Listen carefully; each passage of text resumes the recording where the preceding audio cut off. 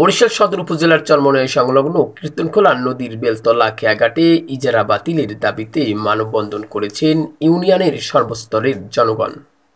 মঙ্গলবার বিকেল ৪টার দিকে আয়োজিত মানববন্ধনে উপস্থিত ছিলেন ইসলামী আন্দোলন বাংলাদেশের নায়েবে আমির মুফতি সৈয়দ মোহাম্মদ ফয়জুল করিম, চরমনাই ইউনিয়ন বিএনপির সদস্য সচিব আমিনুল ইসলাম পাখি, ইউনিয়নের সকল ওয়ার্ডের ইউপি সদস্য, স্থানীয় বাসিন্দা, ব্যবসায়ী, দিনমজুর, শিক্ষার্থী সহ নানা শ্রেণী পেশার মানুষ মানববন্ধনে অংশ নেন। মানববন্ধনে ইসলামী আন্দোলন বাংলাদেশের নায়েবে আমির মুফতি সৈয়দ মোহাম্মদ ফয়জুল করিম বলেন,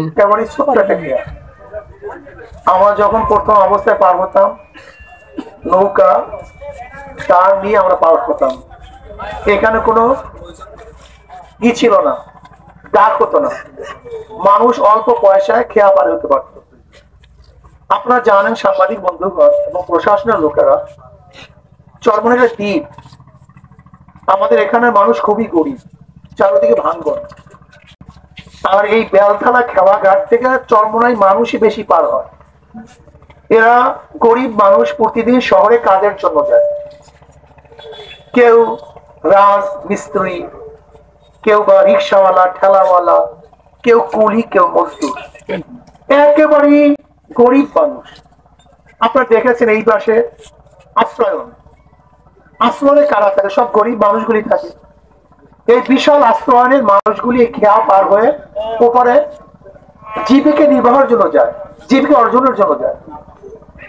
অথচ দেখা যায় খেয়ার মধ্যে 10 টাকা যাইতে, 10 টাকা আসতে 10 টাকা। যদি কাঠে নিয়ে যায়, একটা সাইকেল নিয়ে যায়, একটা হুন্ডা নিয়ে যায়, হুন্ডা ভাড়া কত? 30 টাকা হুন্ডা ভাড়া দিতে হয়। তাহলে একটা মানুষ যদি শুধু যাওয়ার জন্য আসার জন্য 30 এবং 30-60 টাকা দিতে হয়, তাহলে সে কামাই করবে 2 কেজি চাউলের দাম। একজন গরিব মানুষ যদি হুন্ডা নিয়ে যেতে এবং আসতে 30 টাকা খরচ হয়, তার বাজার করবে। এইটা আমি মনে করি জুলুম, এটা অবিচার। আমরা চাই না এখানে খেয়া ডাক হোক। দেখেন বিগত দিনে ডাক হয়েছে কত, গত বছর প্রায় 1 কোটি টাকার উপরে, এই 1,51,00,000 লাখ। এই বছর মনে আরো বেশি ডাকবে। তার মানে সাফারাও হবে কে? এই জনগণ। এই সাফারাও জাগরণ হবে। এখন না 10 টাকা ডাক বাড়লে নিয়ে 15 টাকা। কাজে আমরা সরকারকে অনুরোধ করবো, এইটা ডাক আগে ছিল না, এইটা একেবারেই ছোট্ট একটা খেয়া ছিল, এলাকার মানুষ পারাপার হতো। কিন্তু এখন এখানে আলহামদুলিল্লাহ ভালো জমজমাট হওয়ার কারণে সরকার যদি আমাদের উপরে অবৈধভাবে এই জনগণ, গরিব জনগণের উপরে টাকা চাপিয়ে দেয়, এইটা আমি মনে করি জুলুম। আমরা চাই না।